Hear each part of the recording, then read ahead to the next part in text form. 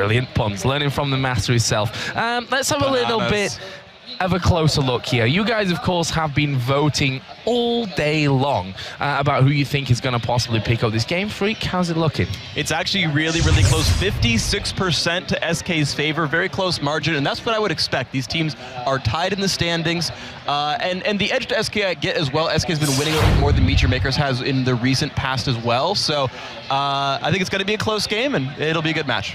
And remember, you guys can still head over to lolesports.com and vote for who you think will win all of these weekend's matches. Not just today, not just tomorrow, but the day after. A big, big weekend of League of Legends coming here from Tenerife. So let's have a little bit more breakdown on these two teams. Meteor Makers, of course, have been having a very tough time of things recently, and SK certainly not going to make that any easier on them, along with the crowd as well. I think we should talk about a little bit later on. They're still in contention, but they're going to have to rekindle that fire that gave them that brilliant start to the season very early on, of course, at DreamHack. But right now, without that fire, they seem like a team on a bit of a downward spiral. It's interesting because the team starts out so strong early game. They have great ganks, they've got good laners, their individual skill is on par. They have problems basically at the 25-minute mark or so closing it out. They have a hard time getting through the late game, and so one adaptation they made last week was Mockler started playing Vayne and Kog'Maw and playing these late game AD carries. That still doesn't seem to be enough right now. So we got to figure out what they want to do. Again, their laners are very, very good. Charu's a playmaker with teleport. Kuban gets really, really far into the top lane, and if he can learn something like top lane Rise, that would be another really good medicine for them to try to get the late game going. And of course, I want to talk about Makata a little bit as well. He plays those tanky junglers to get his lane set up 7 times on Nautilus so far this split. And so you kind of have the players pegged for what they kind of want to do, and then as a team, they need to just get it going past the 20-minute mark. Well, SK themselves are on a little bit of a rocky road as well. I mean, they did manage to end last week with that win against Fnatic, but it, on the other hand, didn't look like the most confident win from them. You know, SK really still has that habit, as they've had since the beginning of the spring split, almost have been their own worst enemy. It's weird, too, because they also have this amazingly good early game. It's been so good for them in the recent past, and you look at their wins against Fnatic, for example, and they had very strong early openings, and then like MYM had a hard time closing it out in the end game, which, and again, this is being your own worst enemy. This is saying, hey, we got a lead now, how come we're not closing the game out? And you look actually last week, they lost to Lemon Dogs. They had a huge early game lead. I remember watching the game with Alternate because they were playing Lemon Dogs that in that last day, and they're like, how did SK lose this game? And again, you know, it's a question in a lot of people's minds, and so it's a thing that holds them back, and so they need to get the late game to work for them. However, Ocelot's confident he can get the team back on track. Last week he tweeted, "I'm now certainly sure what we did wrong. I'll share it with the teammates." So this should be good news for SK fans. If you know he knows what to do and how to close games out, then they're going to be in really good shape. However, actions speak louder than words. He's got to put it in play today. We got to see an SK who can close games out. Well, we're going to take a close look at Ocelot and his fellow mid laner Charu in today's featured matchup. They're both obviously key players for their respective teams, and they're pretty well matched as well, even down to having the same number of kills at this point. While Charu has the more impressive KDA overall, Ocelot has a greater total gold count for those longer games that SK have been pulling out. And these players the similarities don't even just stop at KDA and things like that. They have a very similar champion pool as well. For example, SK often picks their mid laner very late in the pool. They want to give Ocelot a counter pick, but last time these guys met, he actually picked Orianna very early on, trying to steal away an option from Charu. Twisted Fate and Ahri, 2 other champions these guys play very frequently, so whether they're going to be first picking those to steal options away or wait for counter picks, these guys are going to have a very similar impact on the game overall. Let's touch on one thing as well that we've not touched on, and it concerns Ocelot here, so it's perfect time. He was actually on the stage before we got going here with the show, literally ramping up the crowd. They were chanting his name, and you know, as a team like SK, or like we've pointed out many times in the past, they are a team which not only feeds from themselves, from Ocelot being in the mood where he's screaming and getting things going, but also a crowd behind you of this size. This is a big crowd that we have here in Tenerife, and well, they're all Spanish. and it's great to see sort of, as the LCS moves around, you get the home country teams. You look at Gambit in week 2, they played in Moscow, and they had their first perfect week, right? They went 3-0 there, and a home crowd can definitely mean a heck of a lot for these guys. We at least got to hear them sort of cheering for Ocelot before the game started, and SK being such an emotional team, getting deafening cheers every time their mid laner gets a kill, and I think that even expands to the rest of the lineup as well, and not just Ocelot. It's a really good place to be if you're SK. So we're going to be getting into Champion Select here in just a few moments, and that gives us a perfect time to talk about what we can expect from the bans and the picks. For me, one thing that stands out here is, of course, Elise. Both Kubon and Kevin have Elise as their most picked champion.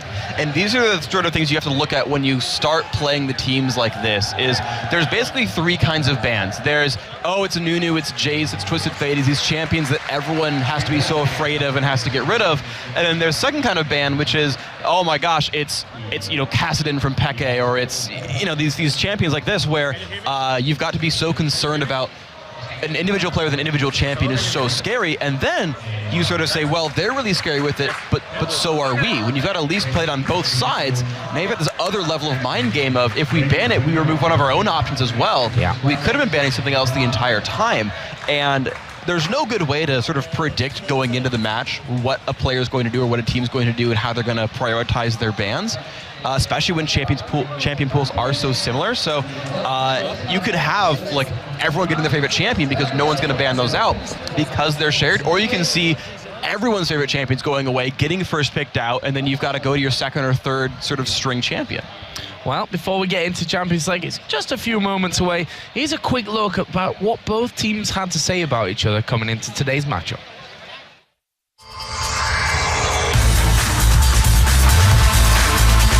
Jamaica's are really predictable right now. I don't think they can really change their playstyle too much.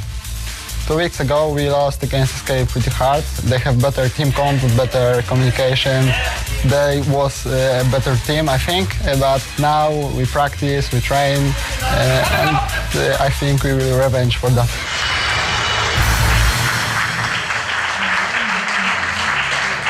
So, Meet Your Makers versus SK Gaming, a match which, and this is the beauty of the LCS as it is right now, is, before in the spring split, at this stage, we could already point out this is a bottom of the table clash. Yeah. This is important for survival, even halfway through the season. But now it's like, we're moving into the Season 3 World Championships later in the year. We're halfway through, pretty much exactly, just over halfway at this point. Yeah. And everything is still so open. Just this weekend's games could flip top and bottom completely. Exactly. That, technically it is like a battle for last place right now. The loser will be securely in 8th for now. Of course, every team will play one game each day, so you'll constantly see the table move around and teams go up and down. But you're right that, again, it's 3 games from last to first.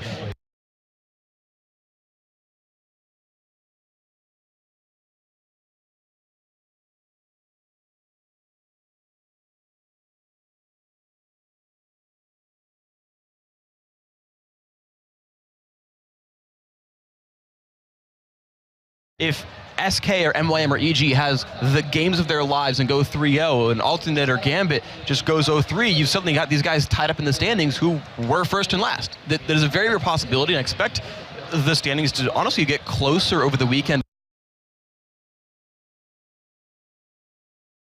as well. And you just have to keep focused for every single match. It's not like you can come in and say, oh, well, this is one of the easy teams, it's no big deal, we don't have to focus as hard for this one. You've got to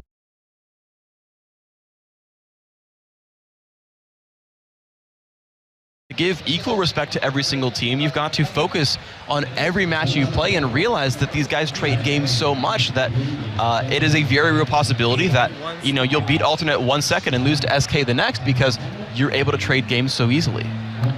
We're going to be starting in just a few moments. You might notice that Kevin's chair was actually empty there. He's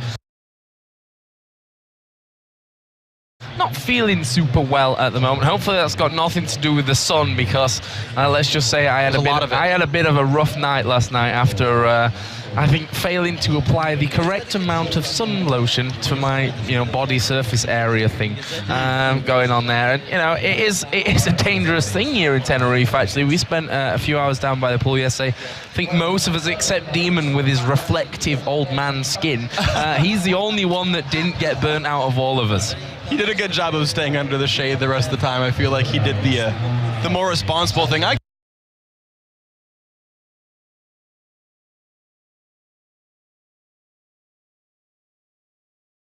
try to time it like front and back, and then like my front's fine, my face is good, I got sunscreen on it, my arms are all right. I didn't realize that when you swim, your back faces the sun. And I didn't count that when running around by the pool and whatnot, so my back is not the best. The rest of me is good to go, though, and yeah, you gotta hope that there's no sunstroke or heat stroke going on for these players, that they're staying healthy. You gotta say, the crowd's awesome, too. The crowd is absolutely awesome here. You can see there, Purple Castaminian OP chilling with Sona. They've got similar amounts of health at the start of the game. Wait, we buffed it back up. So that's why they're chilling together. That's the thinking around that one, maybe, possibly. But yeah, a really fantastic crowd here. For those that don't know, we're in a big LAN basically right now. So one half of the hall is obviously our stage here and some other little booths, plus the other half, which is just a huge LAN. I don't know the numbers actually, but it's pretty big. It's definitely massive, and it's fun being in those kinds of environments, much like DreamHack, which it was in week 1, because you get such easy crossover. You get to walk by and see how many people are playing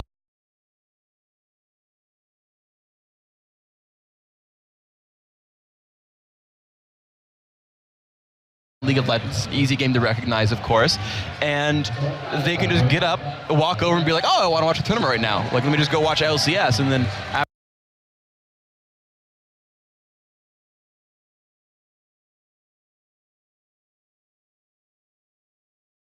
for those 4 hours, go back and go play more LoL, and that's a great weekend to spend. Like, we actually talked about this yesterday, that this is actually a pretty cool nerds holiday paradise, because during the day you can watch LCS. There's the LAN for you. You can pretty much see just as many fans as you can PCs in here, because it's kind of warm. Demon said it earlier, it's nice and toasty in here. Well, Joe, I think there's as many fans as there are fans here.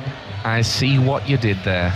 I see what you did. Oh yeah, we talked about this is like the perfect nerd holiday. That we did it yesterday. It's like during the day you can sit outside, enjoy the sun. You know, the normal people holiday that all these they all go on. So I've heard. And then in the evening, once it cools down a bit, you've had your swim and you've had your sun.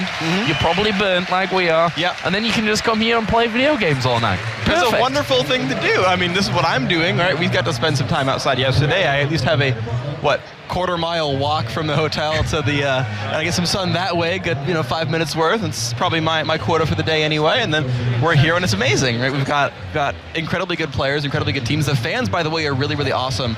I think I've had, more tweets about, people meeting the casters and the players and everything than anywhere else. I like sort of comparing the audiences in various countries, various locations, and I gotta say, Spain are some of the most diehard, I would say. The excitement they get over meeting their favorite players and things like that seems higher than most other places I've been. Yeah, I think it's the Spanish mentality, very emotional, and the fire of Spain, which, we see that in the likes of Aranea and Ocelot, they certainly have a fire burning. There's that good old Castaminian again, having a lot of fun, although I'm not sure how he's surviving in a suit like that on a day like this. I've got a jacket on and I'm already melting away for this one, but apparently Kevin is on his way back now, so we should be getting things underway here in just a couple of moments.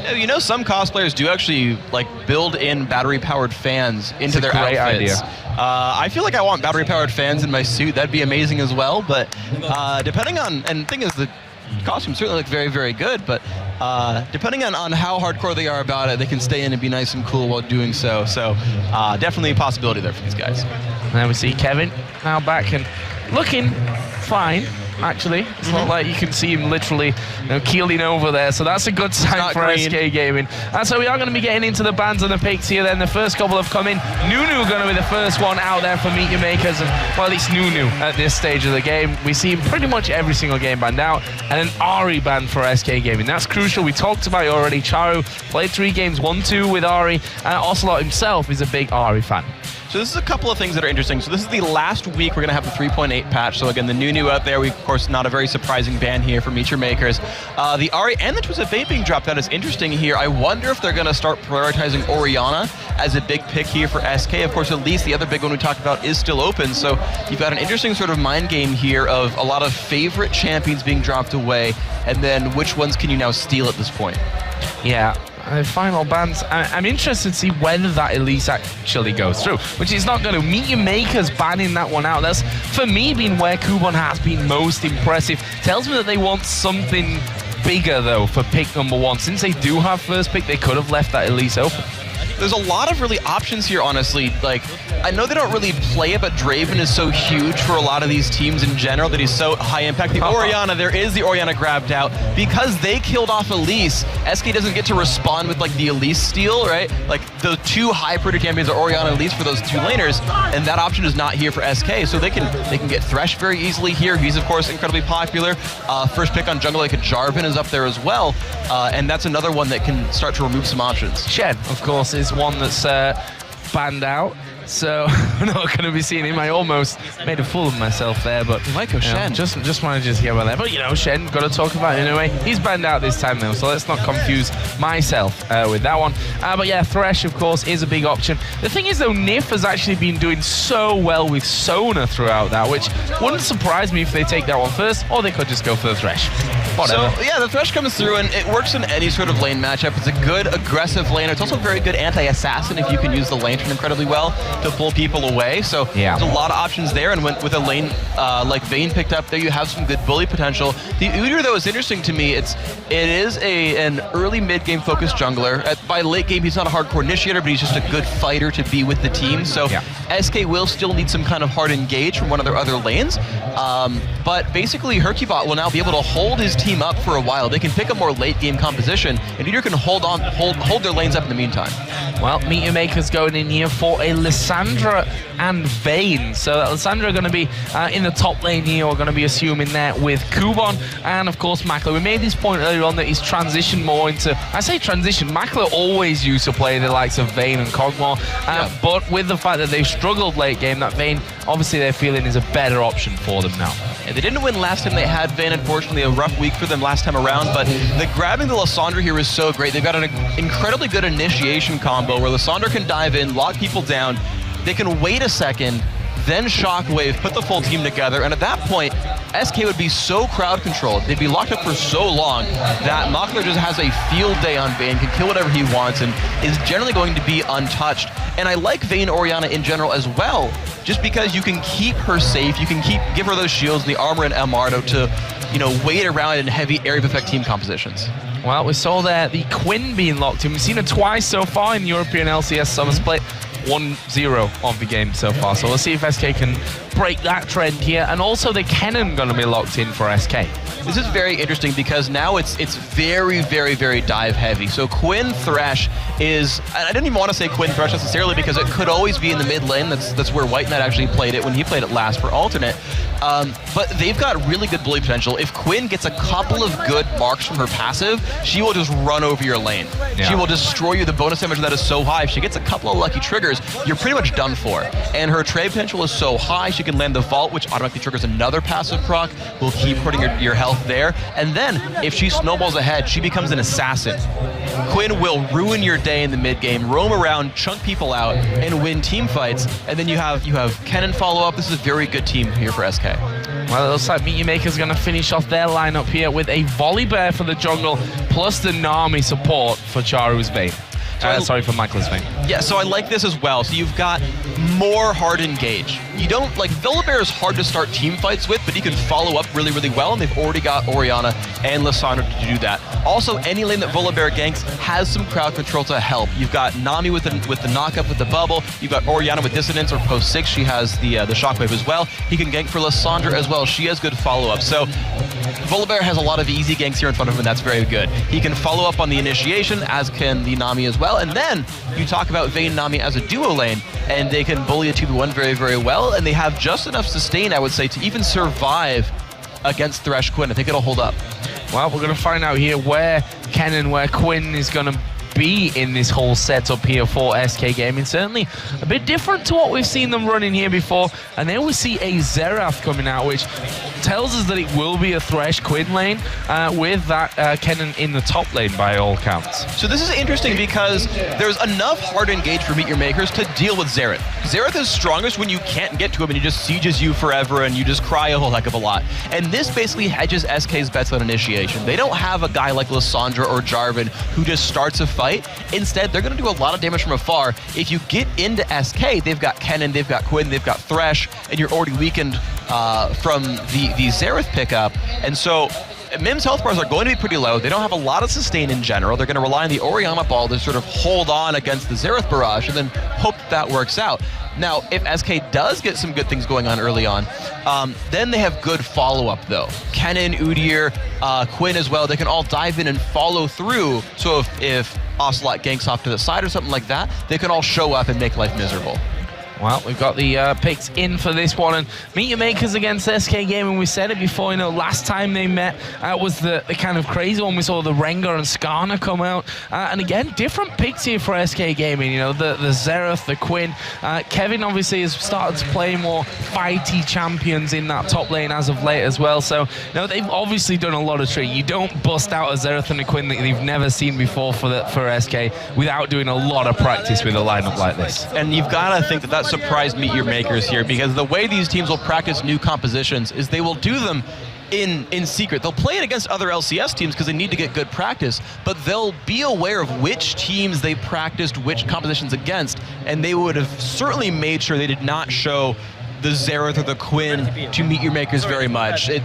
Part of the value of this is the surprise pick, and you kind of think back to the bans, right? They banned away two of the common picks, the Ahri, who can assassinate Xerath, the Twisted Fate, who can ruin the whole Xerath long-range positioning, saying, okay, that's fine, we're going to give you the Orianna, we know you're going to first pick it, and SK kind of played them in that setup here. So we're here in the battle for sort of the bottom of the standings right here. Meet Your Makers in the blue, SK in the red. It's going to be a very, very close match here, and it's really a game of different sort of styles here. Long-range poke and follow-up here for SK Gaming versus hardcore initiation for Meet Your Makers, who are going to want to sort of ruin the Xerath positioning, the long-range Xerath who sieges. So we're going to be getting into game here in just a second. You see there, SK definitely the favorites here when it comes to the crowd. There's no doubt about that one. As I said, Ocelot was warming the crowd up himself a little bit earlier on before they actually got fully set up here and ready to go. And we are going to be getting into game. So it is Meet Your Makers versus SK. Meet Your Makers, of course, on the blue side. Let's first of all touch on level 1 and what we may or may not see here, Freak. So you look at the sort of setups here, and you have decent level 1 for Meet Your Makers, because if they land the Orianna bubble, life is difficult. However, Hercubot doesn't want to start Bear Stance. There's no easy crowd control for SK, really, because Hercubot's going to want to start Tiger with Phoenix, right? He's going to want to be a damage threat in the actual jungle itself. So SK can get some early wards down, and they can kind of rely on Nif's Q, but they don't really want to fight here, I don't think. So look at this. An early ward was put down there from Meet Your Makers, and SK respond with a pink coming straight out from now on. So they're going to clear out the vision that MYM have over their own red buff. We've just seen there Libic warding the SK red as well. So we'll see if this actually ends up being anything. MYM all recalling from that one. SK slowly but surely working their way through the busters, just checking with the death sentence, with Ocelot as well. And they've got now good vision on this bottom side of the map, but the fact that they don't really know where MYM are may even scare them off somewhat. But they've given themselves complete ward control over this side of the jungle. They're actually looking to do something a little bit cheeky here and try to get some early level 1 advantage off of their champions here. There's zero vision for Meet Your Makers. They've already recalled the Kennen back, but Meet Your Makers have to be very careful. That ward's going to get spotted by the pink ward, and SK could clear that out and still get control over the red buff. Well, MYM are walking in here. Let's see what's going to happen with this one. Red buff has now spawned 4 men there for SK. They're going to be spotted by the ward as the flash comes in. Death sentence actually missing there. They're going to keep focusing in on towards that red. It's not quite smiteable right now as Hercubot does get locked up there in the bubble. SK trying to get in there as we see the vault going down onto Makata. He flashes away with less than half health remaining. Ocelot actually picked up the red in all that chaos. Yeah, so they pulled the red buff into the brush, which prevented any smite from Makata at all. Now, unfortunately, Hercubot smited a little bit early, so Ocelot got the last hit there, but honestly, red buff Xerath will do pretty well against Orianna 1v1. Yeah. Hercubot's still going to get level 2 off of this camp. Now, he is indeed on the other side. We saw that The slow start on that blue for Makata. Obviously, he had to back away from that red with not much health remaining, so he's probably going to be decently low from that. Of course, he has his passive to really help him out in that front, as Candy Panda there just putting a bit of damage down onto Libic. So while we've got a bit of quiet now, let's break down these lanes, starting in this bottom side. You can see there the stats for Libic on Nami. 2 times he's played him and 2 wins. Good statistic there, but how does it work out against Quinn and Thresh? So this lane is going to be very, very snowbally. Both of them have the potential to chase people down and repeatedly crowd control them. Candy Panda has the blind and the vault, and he can start up a trade really strong. And someone like Vayne relies so heavily on auto attacks that getting blinded really ruins her trade potential. So as long as Nami doesn't land something good there, you're going to see this kind of setup is going to happen over and over again. Candy Panda going pretty deep into that one. Needs to be careful. Those silver bolts actually didn't get the proc there of that final one, but we can see that, well, there is an opportunity here, and basically it's going to be about bubbles and hooks this lane as Makler goes in on towards Candy Panda there, and almost able to pick something up from that one, but it's a case of getting him out of the lane here and getting that advantage by forcing Candy Panda completely out. And that actually happened because of the level 1 antics. Makler and Libic didn't take much damage at level 1. However, the bubble lands on a Nif. Is he going to be able to get away from this one? Gets condemned against the turret. The 3rd silver bolt comes in, and he just leaves both of them very, very low here with a bit of danger on their hands. Hercubot is nowhere near to protect his bottom lane as Candy Panda gets another hit. There's a death sentence onto Libic. He has to flash away as he's pulled into turret range. But still, no first blood, but my gosh, it's close down there.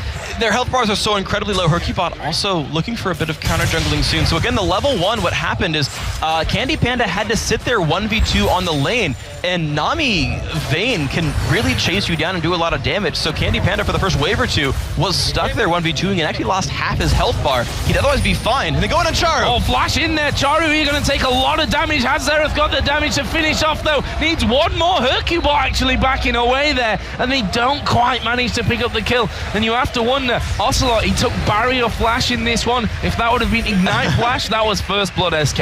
And you so rarely get to be that offensive as Xerath, but he found the opening to go in on that one. I like the idea of going barrier. He generally speaking would get jumped on and wants the health. He's a long range mage. He's usually not in range of ignite, but it's just unfortunate. He picked the defensive summoner, didn't work out for him in the end, but it has pushed him out of lane. It will give Ocelot a pretty big minion kill lead. Well, he also knows that Charu's never going to have ignite, so I suppose that's one way to look at it as well. And there we see the Quinn statistic, and indeed first time picked in the AD carry role. The times we've seen him before was in the top lane and in the middle lane. Yeah, okay, so here we go. We're going to see how this one pans out. Of course, the early lane didn't go so well. You saw a 9 minion kill deficit here for Candy Panda. And now with Makler getting back to lane with the Vampiric Scepter, it's going to be very hard for SK to push Makler out of lane. I think they picked Quinn to try to deal with him early on and win early trades and deny minion kills. That will no longer happen here. Meteor Makers will have a very good bottom lane, I expect. We see the Sandra underneath the turret. Kevin pushing those waves deep in just to see if he can throw Kubon off a little bit with that one. He started with that Crystalline Flask and he's now going to be headed home for his first buy-up. So we'll keep an eye on what Kubon decides to pick up from that one. And it's going to be 2 Doran's Blades plus the Boots of Speed. Alrighty, so it's interesting. Early pressure here. Look at the damage you can do on the Makler, but you'll see that get pretty much sustained back up. 20 health per attack right now is what Makler's getting from his Vampiric Scepter, so I feel like he's going to be able to survive this one. The early ability power, though, on Kubon, I like. It basically allows you to not have to buy a bunch of mana regen. You don't have to go Chalice, you don't have to go Tier, but you can work towards like a Zhonya's Hourglass or even a Death Cap or something and have enough mana regen to lane with spells really well.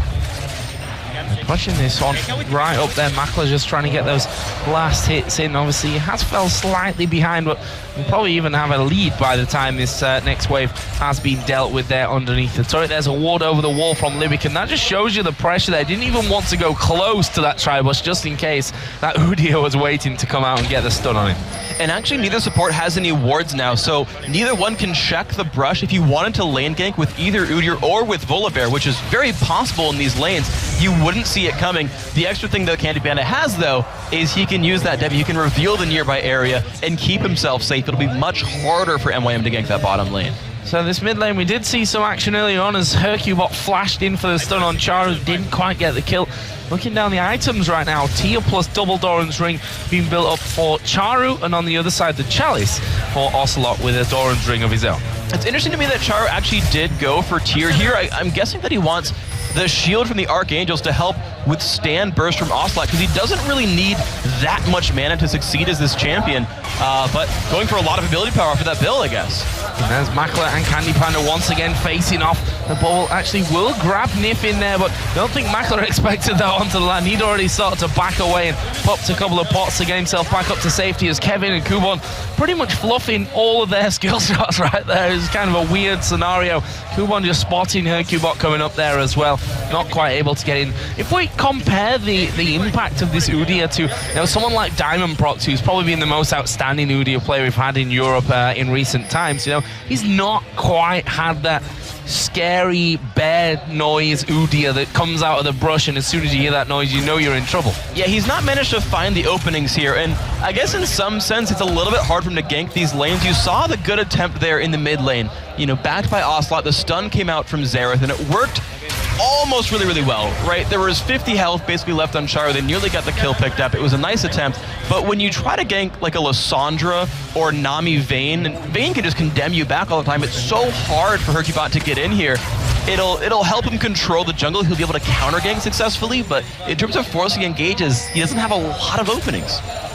Look overall down the CS here as well. The only real difference is in this top lane. 10 CS is the difference at the moment in favor of Kevin, who, as we said, forced Kuban out of lane somewhat earlier on. He's got that Doran's Blade plus a Ruby Crystal, boost of speed, and a rejuve beat, so he's kind of got a little bit of everything at this point. He does. He's going to go for the early Haunting Guise for some extra damage output with his ultimate and his general burst combo being a little bit stronger. But what you're seeing a lot of that is what happens when you open with a Doran's Blade early on Kennen. You just have more auto attack damage. It's easier to last hit things with basic attacks, and as he keeps pushing onto Kuban has to rely more on ability cooldowns to last hit stuff.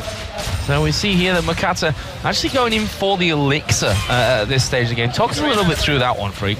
It tells me that they're really looking for something very soon. It's a big burst of durability and damage, and he can use that successfully. He has pretty good auto attacks. He gets free attack speed from his W. It's surprising if they don't go for like an early dragon. It's just sort of strange to see it, because he could get closer to the Spirit of the Ancient Golem. I just don't see it very much.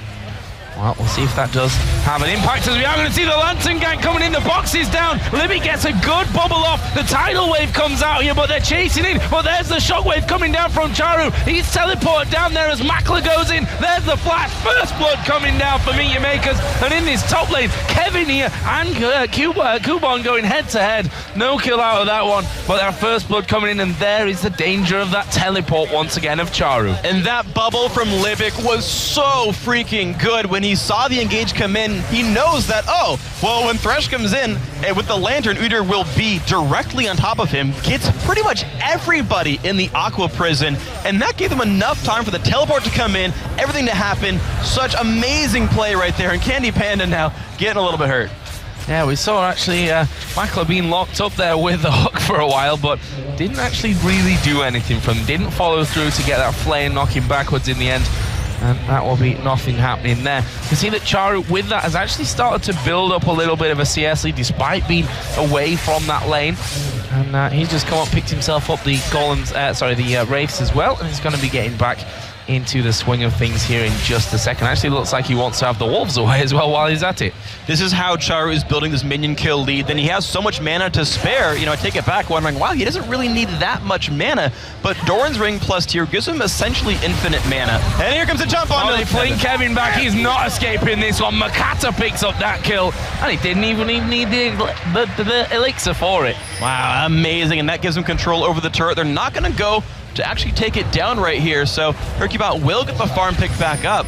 And that was an amazingly well done gank right there. And we talked about how you can easily gank, basically follow-up gank as Volibear for these lanes, because there's so much crowd control to set the Volibear up.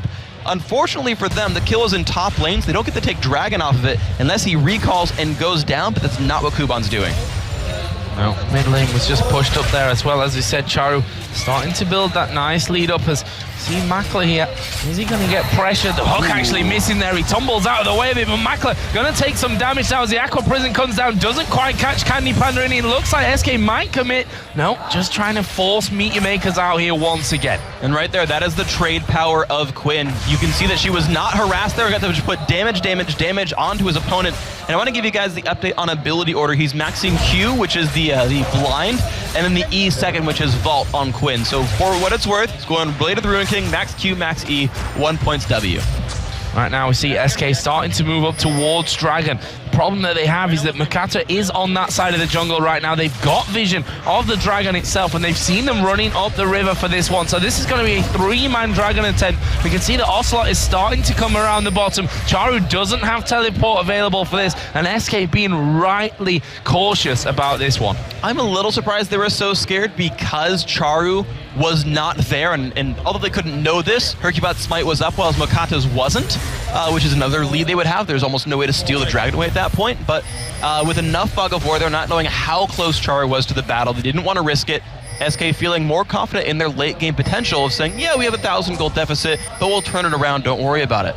MYM just put a pink ward of their own down there on that Dragon, just wanting to make sure that they, even if they can't fight for it right now, or don't want to fight for it right now, that they at least have vision so that SK don't get that sneaky one in, which would bring the gold back to bang even at this point if they manage to sneak that one out. Here's Makata just trying to get in towards that middle lane as again Mackler and Candy Panda exchanging a little bit of damage. But kind of surprised that there's only that one kill coming in this bottom lane, because we have seen, you know, a ridiculous amount of damage being exchanged between the two. That was an interesting scenario as Makata puts the ward on the other side as to where Hercubot was actually recalling from. Didn't see him. The blue buff will be coming up in the near future for these guys, though. So it's one thing that Meteor Maker says, look, it's something we probably want to think about contesting. Orianna is winning this lane. She's pushing incredibly well, holding Ocelot back towards his own turret. Also recalls in time to have items in time for that blue buff respawn and be ready to fight for it with an item advantage. But, you know, it gives a lot of pressure away in this mid lane. It allows MYM to put some stuff down there and even get some harass on a Hercubot. Yeah, 2 bears going at it there in that mid lane. Let's see who gets the better time of that one as Makata continues to make his presence felt around that blue buff, and it is of course there for the taking now. So let's see if Meteor Makers can actually steal this one away. Hercubot's on the other side of the map doing the red buff right now, so this is going to be a successful steal from MYM. And look at the rest of the team moving over. The bottom lane shows up as well to help cut off Nif and Candy Panda to make sure they can't get in and stab Makata in the back. Amazingly well coordinated team play by MYM. The first 50 minutes have always been good for them, and you see it from moves like that, saying, hey, I'm stealing blue, bottom lane show up too. So is Nif going to be able to land one of those killer hooks? And Jason made a good point in the amateur game earlier on, where he said, you know, that just one hook, you can miss 5 or 6 in a row, but it only takes one good hook to come in to really separate you in that bottom lane. And you can see the CS is not quite a 10 difference. Only that single assist coming down onto Vayne, obviously from that teleport kill a little bit earlier on that Meteor Makers pulled out. But this game right now, 800 gold is all that separates them, and that Dragon is pretty much the thing that could decide, you know, if Meteor Makers can jump to that bigger lead or if SK can bring it right back level. And right now there are no wards in the inventory for Meteor Maker. So that pink ward that went down for Hercubot, this ward right here from Ocelot that can spot Charu coming from mid down the map. The bottom lane ward on the river just timed out, but again, there's no vision of Hercubot. And the thing is, they have to just blind face check it if they're going to go for this. Well, Hercubot has started things off there, and he's feeling a little bit worried about that one. He's wondering, can I risk it? Are they going to spot me as they come down? And actually, Meteor Makers, you know, they probably weren't even aware that Hercubot was quite on that one now. They've pinged in towards the Tribush. They know that that Lantern gank has happened against them before, and that SK would, or the MYM, sorry, would possibly go for that one in the end of the SK would go for that one. What am I talking about here? I'm getting a little bit confused. But, you know, better safe than sorry from that one. Not pushing up too aggressively, not knowing exactly where everyone is. And the real test for who really wants Dragon is which top laner actually leaves his lane first. Typically, these guys do tend to farm up for a while, but Kevin, he's now got his rank 2 ultimate. He's level 12. If he shows up for a team fight, he will have very large impact here. Makler getting chunked down. Going in there, we see the box put down from Nip, not in the right place as Makata comes around. The focus comes down towards Candy Panda. Has to use his barrier, but he's a dead man. Makata picks up that kill, and that will leave him in a great position at 2-0-0. Meet Your Makers again showing, you know, Makata, he's done so well to sneakily get into that top lane and the bottom lane here. 2 consecutive kills for him. He hasn't ganked all that often, but when he does, it's definitely worked right here. And that's one of the powers you get when you push that lane so hard over and over again. You deny wards into the brush, you keep them dark, you keep them in the dark, you keep them blind, and then you get to show up for that gank. Finally, you just layer all your crowd controls, get the flip back in, you get the kill out of it. So right now SK hanging around. They're the ones with the pink ward on the dragon right now. That was interesting. Ocelot actually missing both of them as he fires long range two into the brush. But either way, it's going to allow them complete control of this dragon with Meet Your Makers recalling from this. This will bring SK to within about 300 gold the difference. It's a very surprising turn of events here because Meet Your Makers did get the successful gank and their health bars were decent. After that engagement, they just chose not to really pick up some kind of major neutral objective after that battle. So SK honestly gets the better of that trade. They lost a kill, picked up a dragon. They put the gold lead within 500 right here. They didn't even have to send Kevin down to pick that one up. So he's still able to farm. You're seeing Kevin's build, the haunting guys again early on there for the early damage output, going towards the Abyssal Scepter because he's facing a lot of magic damage in the enemy team. But the fact that he won't have Zhonya's for a long time could be very scary. The possibility of one-shotting Kevin in a team fight is here for Meet Your Makers. So where are we going to see this next action coming down? Possibly here at the top. A wise ward, though, from Kevin, you know. He's been tricked by that once. It's not going to happen to him again. That ward in the first brush reveals that Makata has sneaking into that bush, but he won't be able to get anything. And you know what's interesting about a ward like that is you can check if there are wards in a brush by standing still and seeing if your character auto-acquires minions. If you hit minions, it means you're standing on top of a ward and they know. By putting it in the other brush, they can't make that sort of check. They might not know they're getting spotted, but Hercubot, it's going to be rough for him. Yeah, he's probably not going to survive this one. Flashes away, but there is Charu.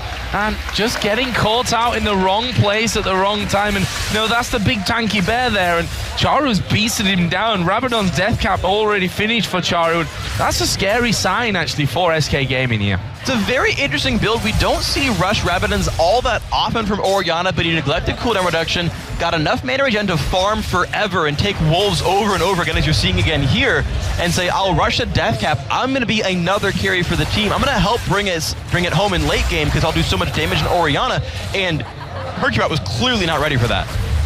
And we see again that bottom lane pressure being forced on by Makler and Libic, and you know, Vayne, we always talk about it. This early game is where you've really got to, you know, stop her, to hold her in a track, so that when it comes to the late game, you're basically holding her as long as possible away from that ridiculously strong carry that she is. But you know, Head in CS got 2 assists right now, got that Blade of the Ruin King in there as well, and this is going to be dangerous for SK Gaming, you know, as long as it goes on. And Charu, as you mentioned as well, he's set himself up already towards that late game. And this is interesting because SK, unless they're ahead, they don't have the tools to deal with a big Vayne. You look at what Udyr tries to do. He has to get through the enemy team. All these AoEs, these slows, the knockback. Both Nami and Vayne are pretty good anti-melee with the haste and the slows and all the crowd controls here, but look at the bottom lane. I don't think they're going to get this. Lancing gang coming in there. Hercubot trying to get over to Libic. Well, look at this. We are going to see them going down. Teleport coming in from Charu as well. Nif is going to go down. Charu picks up that kill. They're not done just yet, though. Makler going in. Got slowed down by the box after using the active on the Blade of the Ruin King. But Meet Your Makers will once again be happy with that. And it's almost an instant replay of what happened earlier on. The Lantern gang bringing in the Udyr. And then all of a sudden, Charu's there. The turnaround power from Meet Your Maker is so incredibly good. When you put Tidecaller's Blessing, that slow on attack onto Vayne, she can chase you down. She's faster than you. She can tumble. You don't get to go anywhere. The teleport from Charu, he's actually only used it to counter gank, not to make openings. And when they pick these late game scaling lanes like Vayne and say, you have to gank me to hold me down, by the way, I'm going to show up to counter gank you, it limits so many of SK's options. It's incredibly smart here by Meet Your Makers. And that seems to be why they're so happy to sit there and farm and make, you know, less moves and say, okay, Makata, make ganks happen once in a while when we know they're in Fog of War. Don't waste your time. Otherwise, when they come to us, Charu, you're on cleanup duty.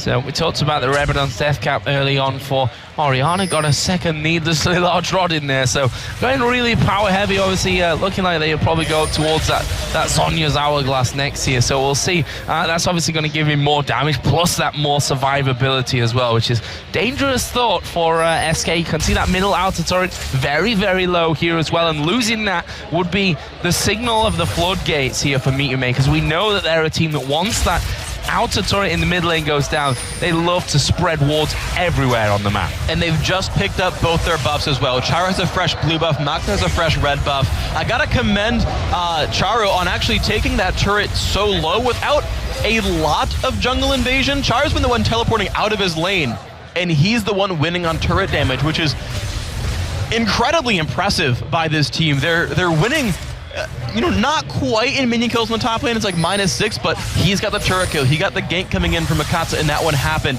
And it creates such a strain on SK Gaming where nothing that they're trying to do right now is working until we get to the point where Ocelot gets to siege everyone out, go and, hit W and hit people from 2,000 range away. Once that kicks in for SK, that's their big hope. We see that both top laners actually coming down onto this bottom side now that outer turret has gone down for SK Gaming in there, and they're going to be trying to hold desperately for as long as they can. I mean, obviously it's just a matter of time at this stage when it comes to holding on that outer turret in the mid lane, but at least prolonging it will give them that chance of holding things on there. Candy Panda, he's going to try and farm back to the level that Makla's already at. Makla himself not got any kills just yet, but he's not died, and he's picked up assists for 3 out of the 5 kills so far. Yeah, Vayne's in a pretty happy place right now. She's got the Zeal, almost the Fan Advancer done. The Blade of the Ruin King and the Berserker's Greaves are there, so she's got team fight power. Like, whatever, I mean, gold is nice and all, but she's got enough damage to really contribute to a fight. The Ruin King as well, just so useful when dealing with champions like Kennen and Udyr who want to dive on top of you. So Makler is set up for success 100%. He's probably going to be fine. What I want to point out, though, is actually over on Kevin's side, because he's stopped going towards Abyssal Scepter, got the Negatron Cloak to deal with his lane. Okay, I can accept that. And then says, I really, though, do need Zhonya's for this team fight. He's still a good ways away, but with him here, they could potentially push down for this dragon. Well, let's have a look at this one. Charu doesn't have teleport, and that's why he's already making his way south here. Of course, Candy Panda, he's still up on that top side, but the dragon is going to be taken here by SK Gaming. There's a lantern to bring Hercubot to safety. Do Meteor Makers want to fight here? Nif going to get caught completely out of position. He is not escaping this one. Flung around. It's Makler that does find his first kill of the game, and there's the outer turret going down in the mid lane as well. Very interesting setup here by SK Gaming. They got the nice lantern pull to save Hercubot and get him out of there.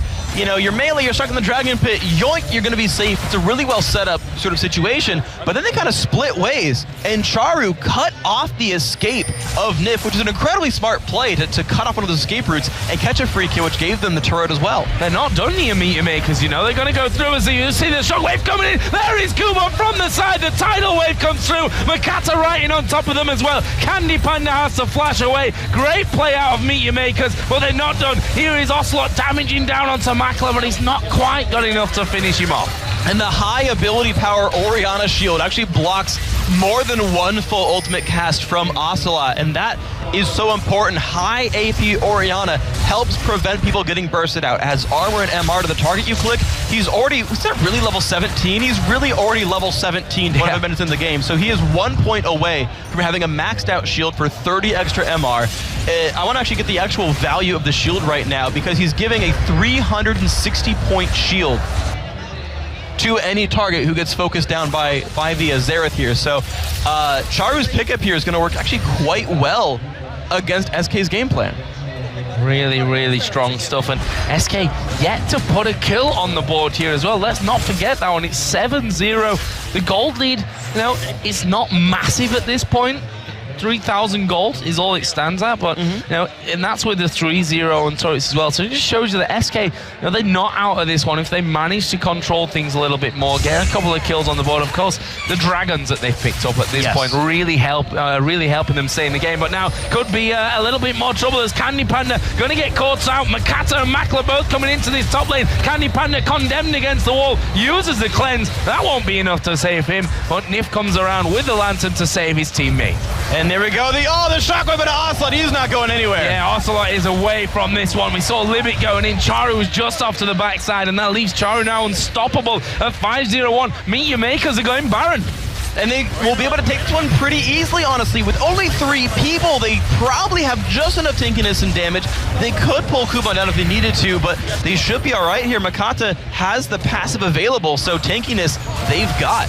Oh, they're trying to get in onto Kuban with this one, but, well, you don't lock down Alessandro that easy. They have no idea that this Baron is being done right now. Meet Your Makers gonna take that one nicely after those kills earlier on.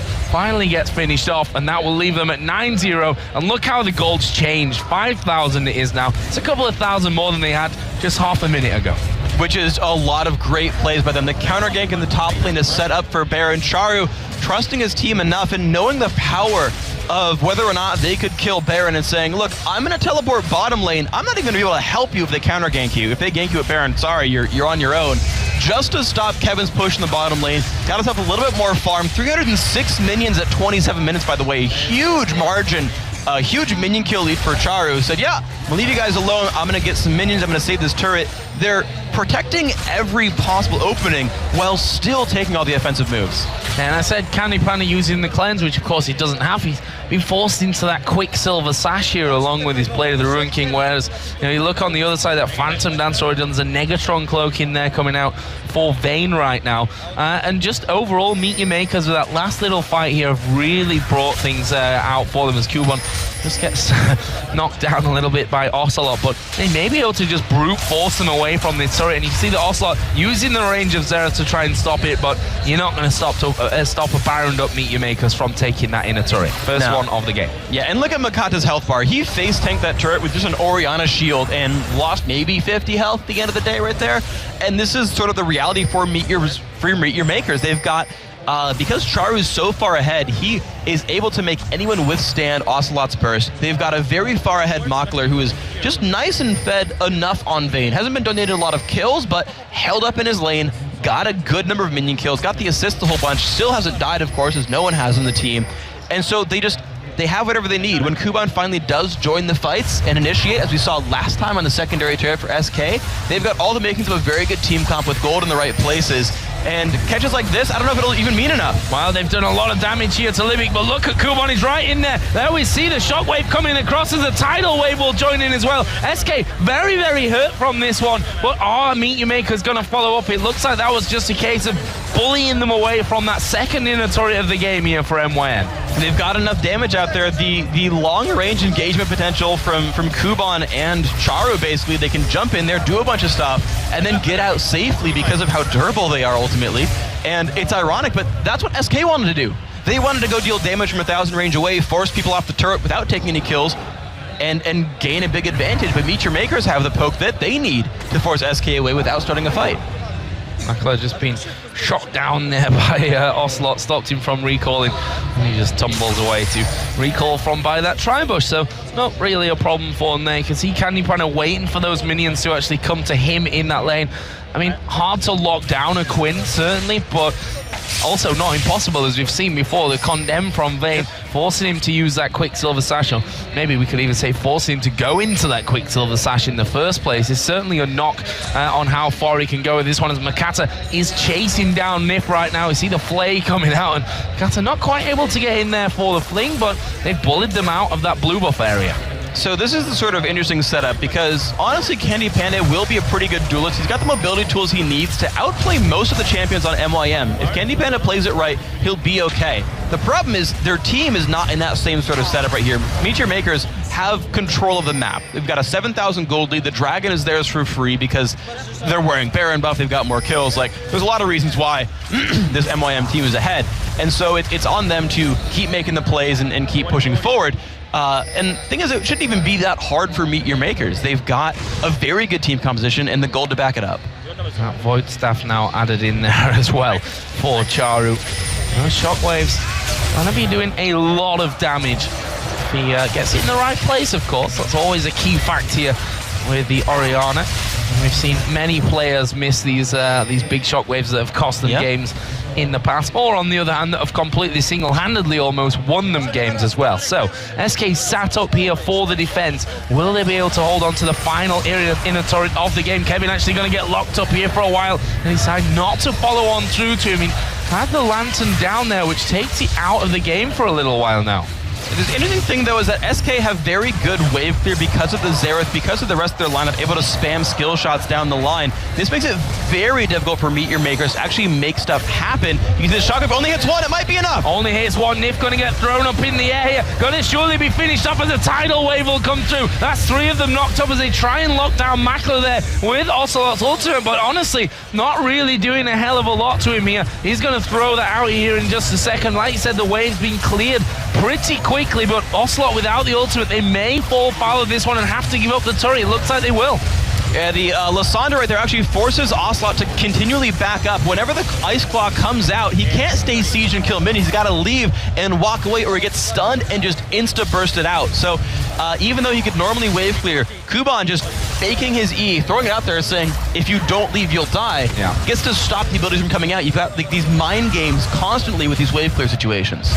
And it's going to be hard to kill Kuban as well. You know, Zonya's in there along with, you know, what's a mini Zonya, I guess we can call as well, on the other side for his ultimate if he chooses to put it on himself. So now he's going to be very hard to actually lock down on that front. SK, of course, still without a single kill after 33 minutes of this game. They're trying to make sure that each lane's waves are pushed back. They certainly don't want Meteor Makers to have that kind of free run of being able to switch between middle, top, and bottom lane and really forcing SK into a move when it comes to defending these inhib turrets. Second Baron of the game will be up in less than a minute's time. That could be the next target here for Meteor Makers. It's a definite possibility right here. The thing is, they need to weigh 2 things. One, how do we efficiently win this game to give as few options for comebacks as possible? And then 2, how do we make sure we don't give any openings up there? So Baron usually is pretty safe, especially against Udyr, who has to flash over the wall to go for a chance at a steal, unlike someone like maybe Jarvan, who can kind of flag toss one way and flash the other. And it's a little bit easier to deal with an Udyr just because you see him coming. But at the same side, they still don't want to risk that miraculous steal where Kennen dives into the pit and life just gets miserable. So they need to make sure they have the ward coverage to do it. Then if they know SK can't stop them, then great, free Baron, they can use the buff to push into the base. So looks like they are going to be waiting for that Baron, sitting in there on the pit, got the timings down. They've once again secured complete control over that jungle. And there is the Baron, spawns up, and Meteor Makers instantly onto that one. That's going to be finished off here in pretty much no time. And look at the wards peppering just to the right-hand side of the screen. Look at the mini-map. There's a whole heck of a lot of them, making sure that they can see SK come in. And SK, though they would have the timer on Baron, realize that in total darkness, they either maybe get to stop Baron or get completely caught out face-checking a brush and losing. And so what they want to do is just say, well, we're going to try the wave clear game again. We're going to hope to get a slightly better team fight and hope something goes well. So, Makers now pushing out that top lane with Kuban. The rest of the team, though, are in that mid lane. The question is, can they actually get through? I mean, they're going to have Makatu, who's pretty damn tanky at this point. With that command protect on him, you know, they're going to run away from him anyway because he's got the ball. You know, he's that delivery system anyway, even if he runs in there. But he can tank up a good few hits of that turret as well. We see that Kuban actually got it on him right now. He's another prime target, of course, with his ultimate. And then the shockwave to follow on from that one. But Meteor Makers, I got a feeling that they're going to be very, very edgy about finishing off this game. It's always a risk because there is burst, there is counter engage. If Quinn is untouched, she has very high sustained damage up. It's always something to be aware of. If Ocelot gets to catch someone out, the stun lasts long enough. You can burst a couple of guys on this team potentially. The difficulty, though, is if MYM is ready for it, then they can shield it off, but there's always that chance where you just put the shield on someone, the cooldown's still down, Makler, you know, whiffs the cleanser, still gets caught down by the skill shots. There's these openings here that they have to be aware of for SK Gaming. It looks like right now they're going to push all the waves in. You've got Chairo down to the bottom lane. He's got teleport, so if something happens, he can join up to his team. You've got Makler pushing the top side, though he's staying safe, making sure he doesn't get caught out, and the rest of the team holding the mid lane. Once this is all there, once there's pressure in too many places for SK to deal with, one of those lanes will crack. Which one will it be first? Is Libic having a dance there in the middle? Woo! It's got good moves. He is very agile. He even gets a round of applause here few 8 out of 10 ratings from the crowd for those dance moves. Macklop pushes out that top lane as well. Charu going to be stealing away the blue buff. Say stealing, it pretty much has belonged to Meet Your Makers for quite a while now. That is not SK's buff anymore. It doesn't belong to Ocelot at this stage of the game. There's another wave pushed up. Charu's wave on that bottom side is going to be right up there on that inhib turret as well. And SK going to have to be thinking about which side they defend first here in just a little while.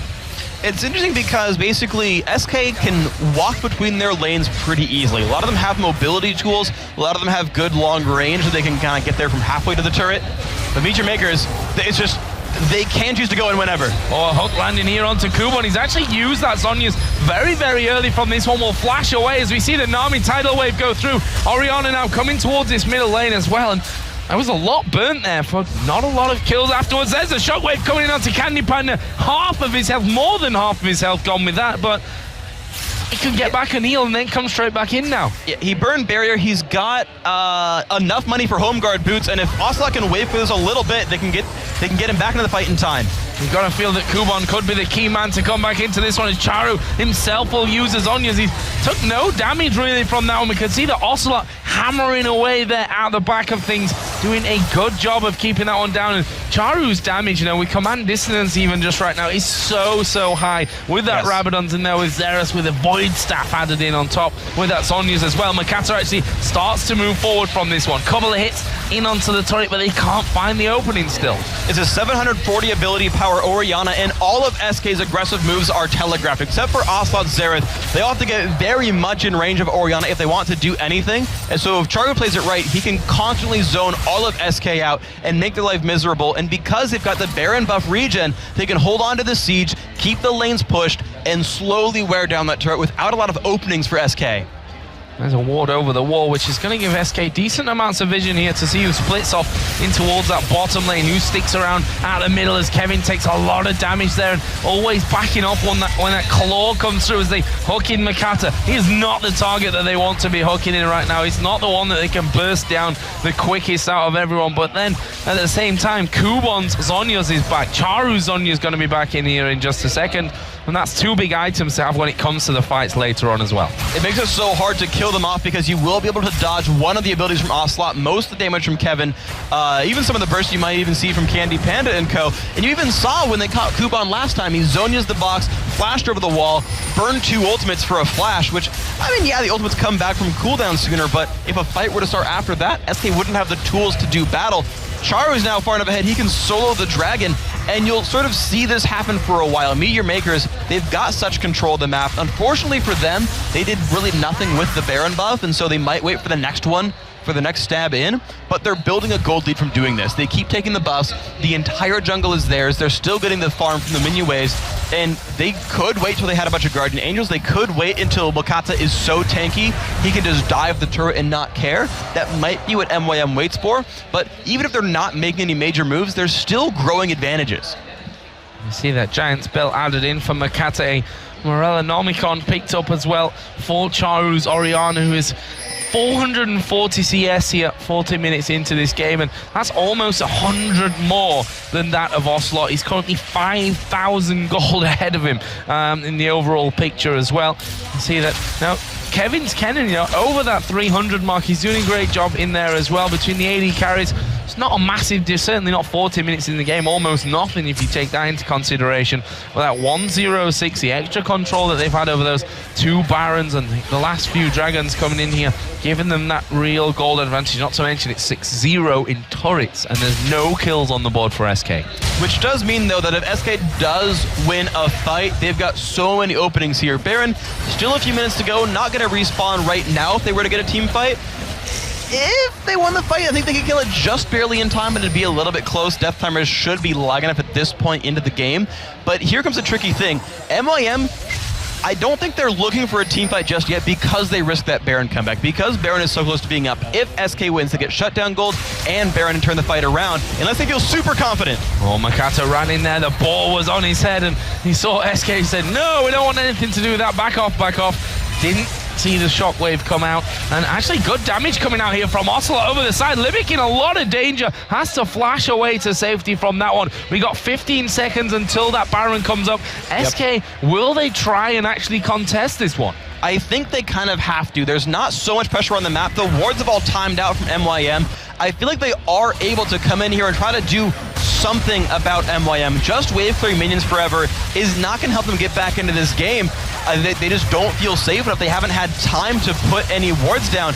Libic, with the Oracle's Elixir, had been constantly sweeping that upper jungle from SK, fully blinded them, blacked out their vision, and said, you know, though MIM has chosen to go for Baron each of those times, they just as easily could have hidden a brush and said, if you fight us, you're going to get caught out and die. Well, here we go. Libic looking for something over the wall, and similar from SK as the Hawk comes out. Ocelot blasting damage through there as well, but we're kind of back to where we were just a couple of minutes ago here. Plus the fact that Meteor Makers, of course, now have that Baron buff running on them. We'll see if they can make more use of it this time around. And the interesting thing is that the items are no longer going to keep coming in for Charo. He's got everything that he could possibly buy at this point on the champion. He's got the highest AP mix build he can go for. If he keeps taking minion kills, he's actually denying gold from his team. The AD carries can still scale up, all of SK can still scale up, but it's an interesting situation where theoretically SK now starts getting more gold than MYM, so MYM should start really thinking about closing this game out. Well, they are going to push now onto that turret. It's at less than half HP. Still no engagement from this one, and Makata actually going to go very low. Shockwave used though, he gets 3 of them in there as a tidal wave comes across. Brilliant bubble coming out there. Double kill for Vayne. That's 3 men down for SK. Only 1 down for Meteor Makers, and now they have a chance to get themselves through and possibly win out this game. And of course, you're seeing that they are doing an amazing job, though. The burst all came down onto Makata's Volibear, the tankiest member of the team, which gave them really free reign to counterattack the rest of the SK lineup. And you saw that right there, the CC combo, the initiation potential. When you put Shockwave onto a Nami bubble, dear God, does that hurt SK. They have no way of dodging that ability. The Shockwave, of course, is going to land when you put that on top of the slow from Lissandra. Then that crowd control lasts long enough, you can go in again. Kubon is going to go in there. Nif actually flashing away, but he's being chased down by Makler, who's now on a rampage. Ocelot trying his best to hold them off, but that won't work out for them. And it looks like inhibitor number 2 is going to be falling here. Not going to stop Makler now that his ultimate is down, even though he's trying his best here, is Ocelot, using that range to keep out of the way of him. But after that, it is going to be 2 inhibitors down. Meteor Makers fall back here, and that final push may come in just before that Baron runs out. Let's have a look how much time it's got left on it. Actually, I guess it's a minute and a half. Oh, it's a minute and a half. So they've got time to get back, buy up what they've. Most of them can't actually fit much more into what they have got there, but they'll be back here soon enough, I'd imagine, before that Baron runs out to try and bring it home. Nakata almost has enough money for his Warmog's armor right here. He's very, very close to it. He's actually recalling at this point and is, I think, just 50 gold shy of that, so they might just wait for that item to come on through. But basically, Meteor Makers can just sit there and slow roll the top lane as the rest of their lanes really pull attention away from SK. And as the ultimates are all back available, Flash is not so much, but ultimates and the items are. Kuba can start up a fight just like last time, self-cast the ultimate, Shockwave comes off, Nami Bubble lands on top of that, and you just crowd control the entire SK team, or at least the ones that are caught out by that, for a good 2 to 3 seconds. And that, you saw the combo come together so incredibly well. The Orianna ended up being, though SK wanted them to get it, ended up being a really huge champion that broke apart SK's lineup. Well, MIM are now pushing up towards this top lane. Charu going to be joining both Makler and Libic there. Kubon not too far behind them either. Makata still a little bit further behind since he actually just had to come back from the base there. Just added that Warmox in, so he's definitely tanky enough now to get right underneath those turrets without having any problems whatsoever in terms of his health. You can see there top left, Dragon's live, but honestly, probably not going to be very important anymore in this one. We're 45 minutes into the game, and Meteor Makers just looking for that final opening here. The super minions have already pushed both the bottom and mid lane out, and look at that, the bottom lane is actually pushed onto the Nexus tower, so SK have to defend that here at some point or risk losing Nexus towers while holding onto an inhibitor tower. MYM can freely disengage, but they go in for some damage on Nif, and look at that. They know that minions will kill the base for them, so they're like, all right, look, leave and deal with this.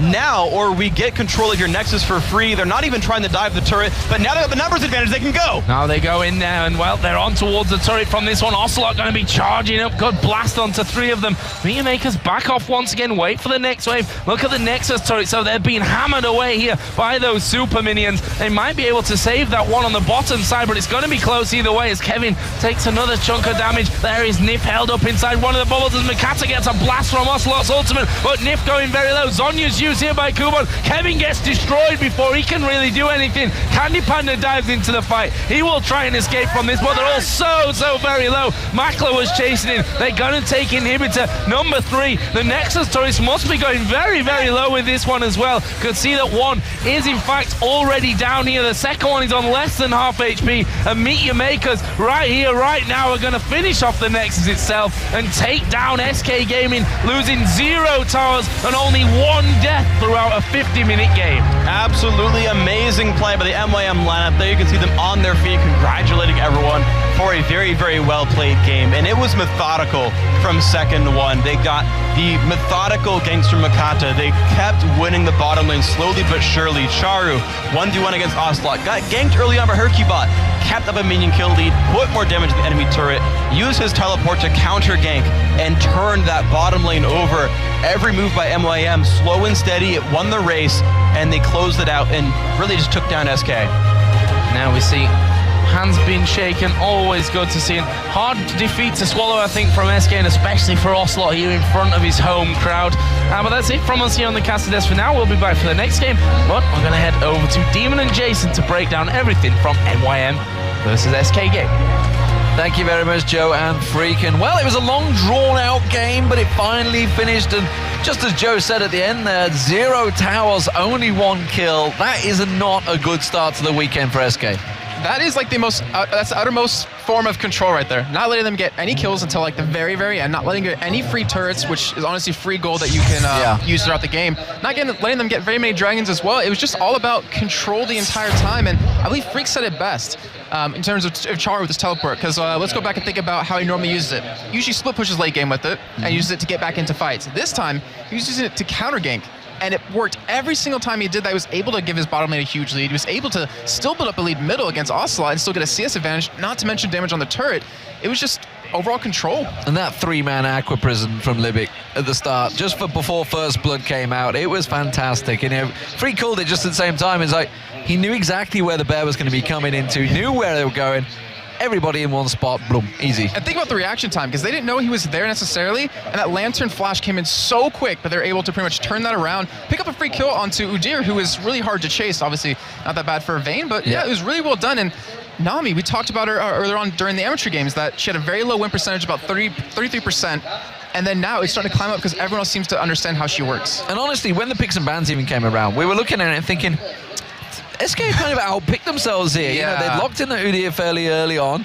We saw, it was like, how was he going to get in? There was no way that Hercubot could ever really get killed. You've got the Condemned to blast him away, Aqua Prison to catch him in, Oriana's Shockwave. He can get flipped away by the jungler and then stunned up by Kuban. So we were just like, it seems a strange pick. And that's almost the same sort of pick that we saw Diamond doing before once he went with Udyr. And it's how to counter Udyr effectively. Right, yeah. You just get a lot of CC. I mean, Udyr can work around slows a little bit, but if you lock him down with that, if you prevent him from moving, he's not going to do exactly what he needs to do. And yeah, we looked at each other, we were like, what?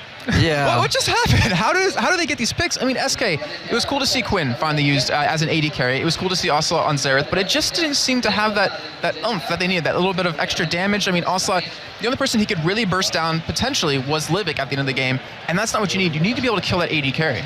Well, that's really the beauty of Xerath. We saw it with Charu in the promotion series when Meteor Makers were trying to get through. It's the fact that he can wave clear, which is why the game got dragged out. But eventually, it did come around with this awesome replay we have as basically just how they combined everything at once. Yeah, so we were talking about the CC version of Meteor Makers and how about they've been working on their teamfight synergy. And we can get the replay on your screen, just kind of walk you through exactly what happens. But it's a perfect example of what Meteor Makers was trying to do. So we're 25 minutes in. It's 6-0 in favor of Meteor Makers. And this is right off the back of a kill on Nif. And honestly, Meechmakers only get 1 kill, but this is why SK did not fight for the next 20 minutes. They realized, like, wow, we cannot team fight this team because they have so much control. And look at the replay start, just kind of a little bit slowly here because the action goes really quick. You see the Orion ultimate's going to come in, it's going to catch Kevin. You see the flip happen onto Kevin, and he gets stuck there, and then Kuban locks him up as well with the ultimate. He ends up just dying completely, and no one in Meechmakers was really even harmed from that. Of course, Makate's going to jump into the backside. Ostot's going to end up flashing away, or Candypan's going to end up flashing away, and they're not able to pick up another kill, but still, that just shows if they dive on you, if they catch you, they're going to kill you, especially like a Kennen, who needs to be able to have that free time, needs to be able to get around, needs to be able to use that ultimate, which you saw last for, I think it was like a quarter of a second before he ended up dying. And it was pretty much the last fight as well of the game. That's exactly what we showed. I was sort of thinking, are they actually going to end this? How are they going to finish it? They need to try and do something to create the opportunity. But near the end, it was just that one simple combo that worked for them. Yeah, and we've seen Meechmakers do this a couple of times. It was a game versus Lemon Dogs, I believe, where they had a 20,000 goal lead at the end of the game, and they were still really hesitant to end the game. But it was all about the mindset of Makate saying, you know, you realize at this point in the game, someone can be killed instantaneously, and we can lose that fight. So they pretty much just try to get some sort of initiate onto a team that honestly could kind of kite them back a little bit, can push away just like you're saying with Xerath, and really stop them from getting under the turret. Yeah, had to make sure they were secure. So how do we count it then? We saw the first time that Quinn was used as an AD carry. How do we measure it up? Obviously, it was used to try and counter Vayne as much as possible. They did effectively have a good lane phase, but the problem is Charu kept interrupting it. Yes, exactly. That's the key, is Charu's interaction, because he got a Blade of the Rune King, then right into a Quicksilver Sash. He didn't have his Last Whisper done for a little bit. He didn't build any attack speed, which he needs a little bit of, or a little bit more attack damage. So because Charu was so far ahead, because he interacted with the bottom lane quite a bit, he held him to 0 and 2 and really held him back in terms of items, where, you know, on Mako's side, he finished off that game pretty much with a Blade of the Rune King, a Fenrir Dancer, a Last Whisper, a QSS, and even another BF Sword on top of that. So he wasn't hindered at all. And the thing was, with how the team fights were going, it wasn't about SK engaging upon him. It was about him just letting his team do what they're what they're meant to do, which you're going to see in this replay as we can get that on your screen.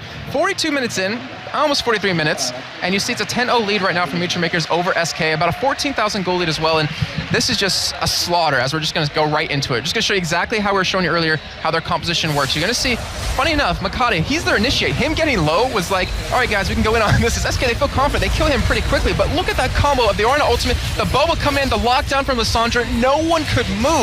And because of that, 3 members of SK just dropped instantly, and Meechmakers go on to pick up 2 inhibitors, a 3-for-1 right there, and eventually the game, and that it's unfortunate because you don't want the game to get to that point.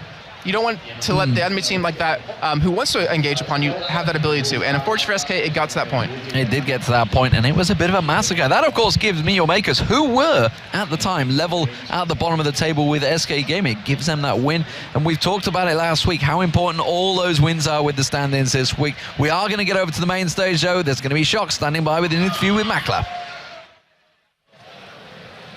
Thank you very much. I'm here with Makla. Congratulations on the win. Now, first off, we saw them picking Quinn as AD carry. It's the first time we've seen that. How was it going up against that?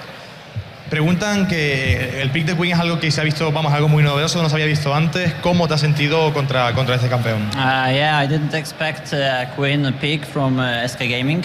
Long time I didn't play it against that in competitive scene. But it went pretty easy, so it went all okay. Básicamente es un pick que no, bueno, le había sorprendido bastante que SK cogiese a este campeón y bueno, les ha ido muy bien para ellos, ha sido algo fácil. Now, of course, you were playing against SK Gaming, against Ocelot in front of his home crowd. Did that add any pressure for you guys going into this one? Había digamos, el público estaba muy ayudando, digamos, a Ocelot. ¿Ha afectado eso en vuestro estilo de juego? Yeah, the crowd was amazing. They were loud. I expected that because Ocelot and Aranea are really loud players, so I expected that the crowd will be as loud as them. So yeah, I didn't had big pressure because of that. I'm happy that there is a lot of League of Legends fans in there. Está muy contento de ver a muchísimos fans apoyando también a estos que son sus compañeros Aranea y Ocelote.